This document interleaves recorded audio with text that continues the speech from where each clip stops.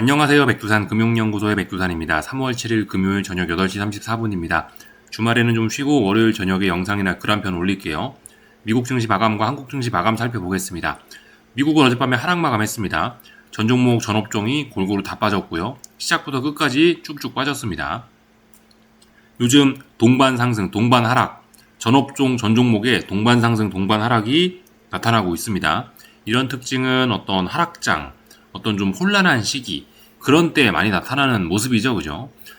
심리지표를 좀 잠깐 보시면 익스트림 피어까지 왔습니다. CNN Fear and Greed Index죠. 그죠? 유명한 심리지표인데 심리지표가 극심한 공포까지 내려왔어요. 이런 지표가 나오면 이 중장기 바닥일진 몰라도 최소한 단기 바닥 정도는 확인하는 경향이 높습니다. 지금 시장이 좀 전에 전 종목 전 업종이 다 올랐다 내렸다 한다라 말씀드렸는데 감성적으로 좀 변했어요. 그리고 그런 감성이 극에 달해 있습니다. 이런 자리에서 단기 바닥이 나오는 경우가 높으니, 그런 가능성 높으니 좀 잘 지켜보자고요. 계속해서 그래서 말씀드리는 게 일단 시장을 좀 긍정적으로 봐야 된다. 그리고 단기 바닥이 임박했다라는 이야기, 그런 이야기 좀 똑같이 드리고 있습니다. 지금 이 자리가 아직 단기 바닥도 안 나오긴 했는데, 이 극심한 공포까지 갔으면, 심리지표가 극심한 공포에 왔으면 단기 바닥 나올 확률은 굉장히 높다고요. 그죠? 다만 이 자리가 중장기적인 바닥이 될지는 모르는 겁니다. 다만 이제 중장기적인 바닥도 될 가능성이 뭐 좀 높긴 하겠죠. 왜냐하면 이제 중장기적인 상승 추세가 아직 그렇게 훼손된 건 아니니까. 조금 훼손이 되긴 됐습니다. 그렇지만 막 많이 훼손된 건 아니니까요. 그래서 일단 긍정적인 생각은 아직까지는 가지고 가야 된다. 아무튼 단기적으로 낙폭이 좀 많이, 단기 낙폭 과대, 지금 현재 약간 그런 상황이고요. 심리지표도 많이 침체에 빠져있기 때문에, 극심한 공포에 빠져있기 때문에 단기 바닥 나올 가능성을 일단 높게 보셔야 되는 그런 자리이기는 합니다. 오늘 밤에 이제 고용지표가 발표가 될 예정인데, 그 고용지표 때문에 한 번쯤 더 빠질 수도 있을 거예요. 한 번쯤 뭐 안 빠진다는 보장을 할 수 없죠. 그죠? 한 번쯤 더 빠질 수는 있을 건데, 말씀드리는 게 지금 어느 정도 이미 낙폭이 좀 과한 상황에서 한 번 더 빠지면 어떻게 되겠어요? 그러면 스프링을 꽉 누르는 효과가 있다고요. 스프링을 꽉 누르면 오히려 그 반발의 힘으로 더욱 강하게 스프링이 튀어오르게 되겠죠. 그런 것처럼 주식시장도 아마 여기서 한 번쯤 더 빠지면은 투매 같은 게 유발되면서 극심한 어떤 반발 매수, 요런 게, 강력한 반발 매수, 요런 게 나타날 수 있다. 라는 걸 좀 생각을 하셔야 되겠습니다. 이미 어느 정도 좀 많이 빠졌어요. 하여튼 어젯밤에는 이제 미국 증시가 하락을 했는데, 트럼프의 관세와 관련된 불확실성과 그리고 감원 데이터, 미국의 감원 경제지표, 이 데이터 때문에 미국 증시가 하락 마감을 한 겁니다. 근데 사실 가만히 생각을 해보시면 이런 불확실성, 지금까지 미국 증시가 왜 빠졌죠? 여기 나스닥이 2월 중순부터 해서 지금 3월 초까지 빠지고 있는데 왜 빠졌죠? 트럼프의 관세 불확실성, 또 그리고 미국 경제 둔화될 수 있다는 것 때문에 나스닥이 여기서부터 여기까지 빠진 거예요. 근데 만약에 오늘 밤에 고용지표 발표되죠. 오늘 밤 고용지표는 좀 중요한 겁니다. 오늘 밤 고용지표는 요거죠. 논판 페이롤스하고 실업률, 요거 두 가지가 발표가 되는데, 고용보고서라고도 하죠. 미국의 고용보고서가 발표되는데 이건 좀 중요한 겁니다. 근데 아무튼 중요하다라고 한들 이게 어느 정도 시장에 이미 녹아있는 거긴 하다고요. 시장에 이미 반영된 내용이라고요. 어느 정도. 지금 말씀드렸죠. 뭘 반영했다? 미국의 경제가 좀 둔화되고 있다라는 그런 우려와 미국의 트럼프의 관세 정책이 이미 시장에 어느 정도 반영이 됐다고요. 주식시장에만 반영이 됐나요? 채권시장에도 반영이 됐습니다. 채권시장에도 여기서부터 요까지, 혹은 여기서부터 요까지 반영이 됐다고요. 여기 녹아있는 게 뭐죠? 채권시장은 이렇게 상승하면서 이 금리가 막 쭉쭉쭉 떨어졌는데, 이 금리가 떨어진 게 이게 왜 그랬죠? 이게 미국 경제가 둔화될 수 있다. 뭐 때문에? 관세나 이런 것 때문에 미국 경제 둔화된다. 그런 내용들이 여기 이미 어느 정도 좀 녹아 있는 거예요. 그리고 이미 이제 오늘 밤에 고용보고서 발표되기 전인데, 채권은 며칠 전부터 이미 고점을 약간 확인을 한 상태입니다. 물론 아직 이 자리가 이제 의미 있는 고점인지는 모르겠습니다만 최소한 단기적인 고점을 확인했죠. 그렇기 때문에 일단 지금 채권시장, 주식시장 봤는데 뭐 미국 경제가 안 좋다라든가 관세가 어쩌고저쩌고 하는 건 어느 정도 좀 반영이 된 거기 때문에, 그리고 그런 내용이 좀 충분히 반영된, 기술적으로 봤을 때 어떤 단기 낙폭 과대, 지금 그런 걸 걱정해야 되는 그런 시기이기 때문에 지금 이런 상황에선 오늘 밤 고용지표 때문에 한 번 더 빠진다고 하면 이미 반영된 게 또 심각하게 반영되는 거기 때문에 오히려 탄력적인 이런 반발을 낳을 수 있다는 거 좀 생각을 해보셔야 되겠습니다. 아직까지는 시장을 좀 긍정적으로 봐야 된다는 그런 이야기 계속해서 좀 드립니다. 그래서 눌림시 매수가 정석이다. 계속해서 그런 이야기 드리고 있죠. 미국 증시가 지난 2년간 잘 올라가긴 했는데 최근 상승 탄력이 좀 둔화가 되긴 했는데 그래서 일단 이 오래간만에 또 작년 8월 이후로 오래간만에 나온 의미 있는 조정이기 때문에 일단은 오래간만에 나온 조정이기 때문에 눌림시 매수가 정석이라고요. 다만 이제 제한적인 그런 생각을 하긴 해야 되겠죠. 야, 조정이 세게 나왔다. 다음번에는 이 전고점을 넘어서진 못할 거야. 지가 올라봐야 이 정도까지 오르다 말겠지. 제한적인 생각을 하면서 일단 매수를 하긴 해야 된다고요. 물론 근데 이건 우리의 생각일 뿐입니다. 시장은 어떻게 될지 모르기 때문에 어디까지 올라갈지 한번 추세가 시작되면 어디까지 갈지 모르기 때문에 일단은 여기는 못 넘을 거야 라고 하면서 일단 뭐 조심조심 하는 것도 물론 중요하겠지만은 하여튼 일단 그냥 정석적으로 눌림시 매수다. 일단 눌림시 매수하고 어디까지 올라갈지 이런 건 나중에 생각하시고 일단 그냥 머릿속을 비우고 눌림시 매수가 정석이다를 생각하시는 게 좋을 것 같습니다. 눌림시 매수하고 나서 어딘가 올라가는데 어디선가 이게 버벅버벅 하면서 못 올라갈 거 아니에요. 그러면 이제 그때 가서 생각하자고요. 일단 지금은 뭐다? 눌림시 매수. 다만 아직 눌림시 매수가 정석인데 바닥은 확인이 안 됐죠? 며칠 전에도 말씀드렸죠. 여기서 5일선 하루 올라왔다. 5일선을 한 번 더 올라오는 걸 확인하면 단기 바닥일 가능성이 높다. 근데 어떻게 됐죠? 어젯밤에 한 번 더 와장창 했습니다. 5일선 안착에 실패했죠. 5일선에 한 번 더 올라서는 모습을 좀 봤으면은 좋겠습니다. 근데 아직 그 모습이 나오지 않았기 때문에 단기 바닥 확인은 아직까지 멀었다. 라는 거 생각하셔야 되겠고요. 하여튼 미국 증시 나스닥인데 건강이 좀 안 좋아진 건 맞아요. 넥라인, 중요한 어떤 넥라인, 사람으로 해당하면 목이죠, 목. 지금 목 자리를 붕괴시켰습니다. 그래서 중장기적인 건강에 다소 타격을 입긴 입었으나 그래도 워낙 상승 추세가 좀 강했었기 때문에 어떤 중요한 어떤 직전 어떤 마디 가격 이런 자리들이 있어요. 그래서 이런 자리들이 어떤 지지선의 역할을 해줄 수 있다 생각하셔야 되겠습니다.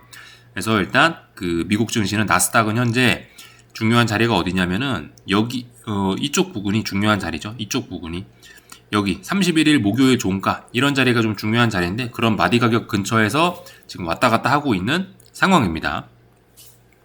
S&P 지수 잠깐 볼 건데 얘도 비슷비슷해요.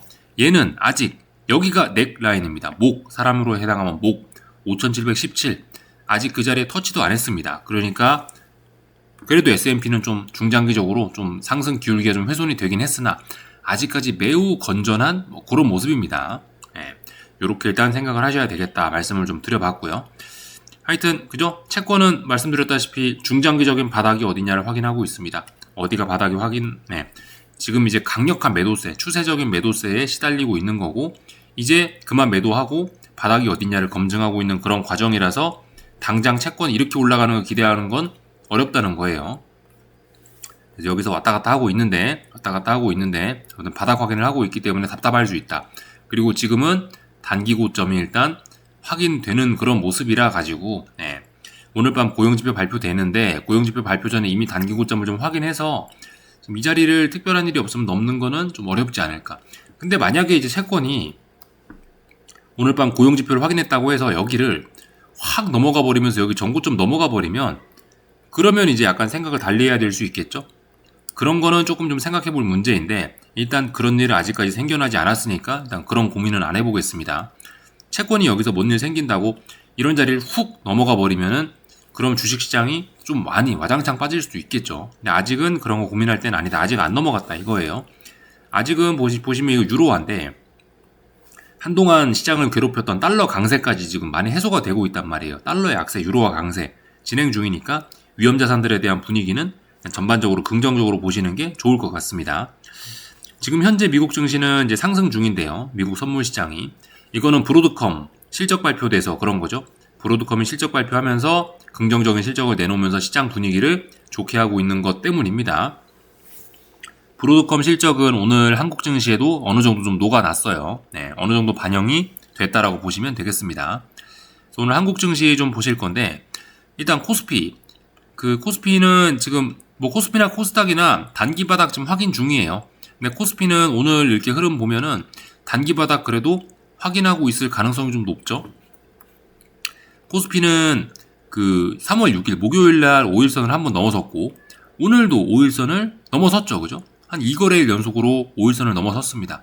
어떤 좀 의미 있는 신호, 단기 바닥의 가능성이 매우 높아진다라고 생각하시면 좋을 것 같아요. 다만 건강 상황이 워낙 안 좋은 상황에서 이제서야 바닥 따지고 좀 올라오려고 하는 그런 상황이기 때문에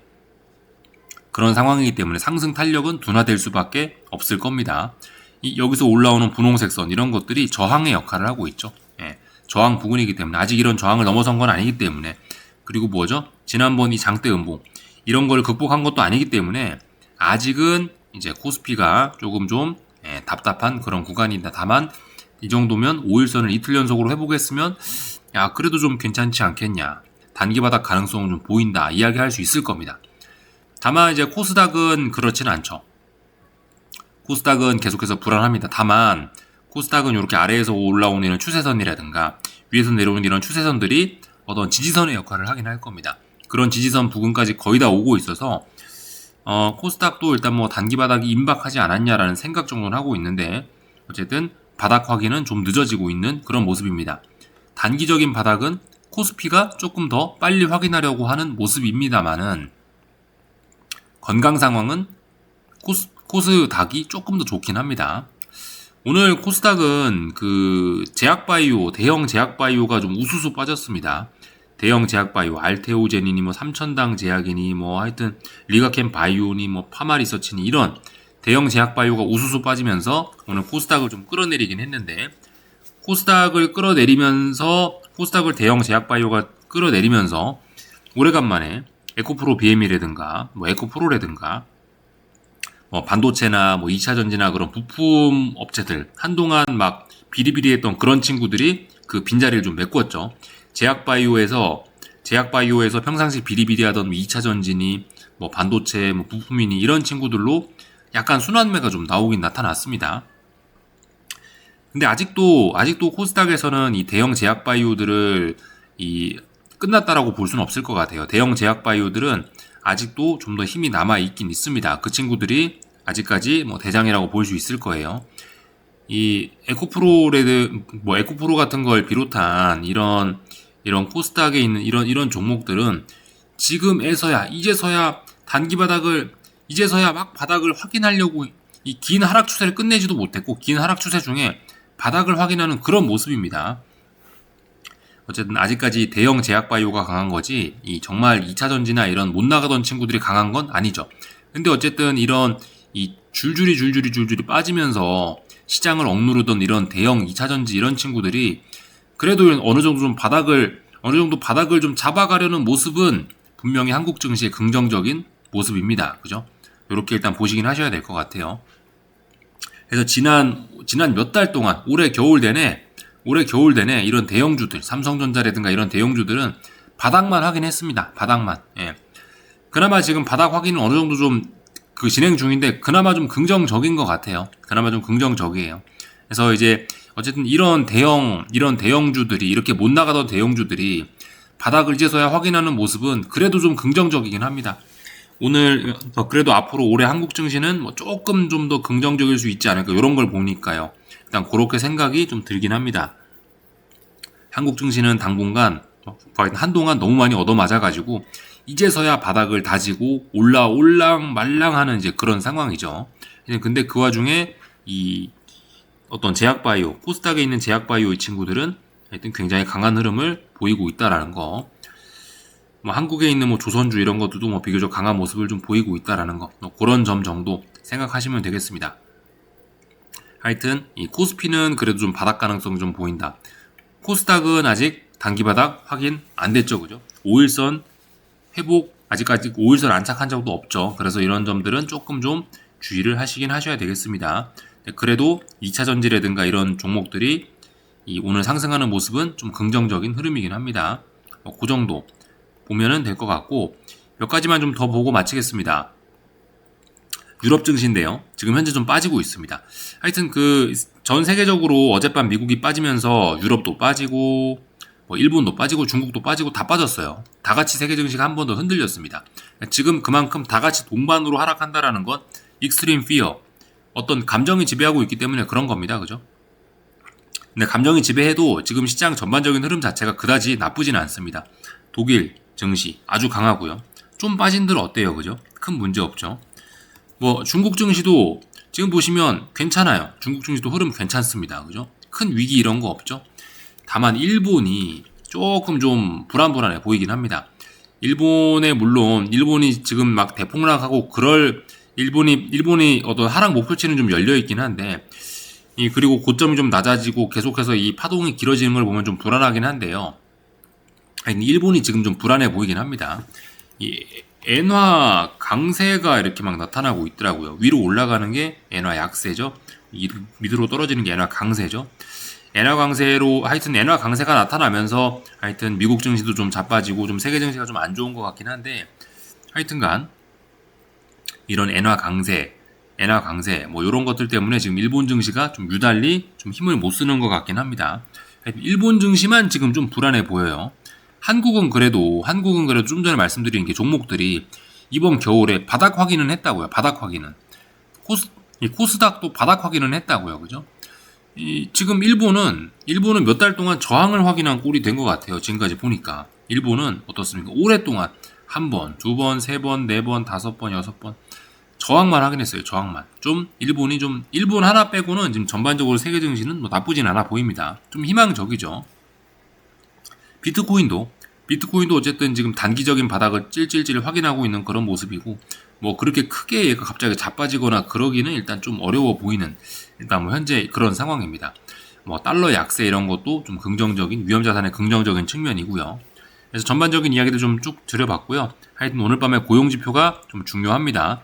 근데 고용 지표가 좀 출렁한들 고용 지표는 어느 정도 좀 시장에 반영된 내용이니 뭐 고용 지표로 인해 하락하는 거는 걱정할 게 아니지 않겠느냐라는 생각을 좀 해보겠습니다. 여기까지 하겠습니다. 즐거운 주말들 보내시고 월요일날 뵙겠습니다.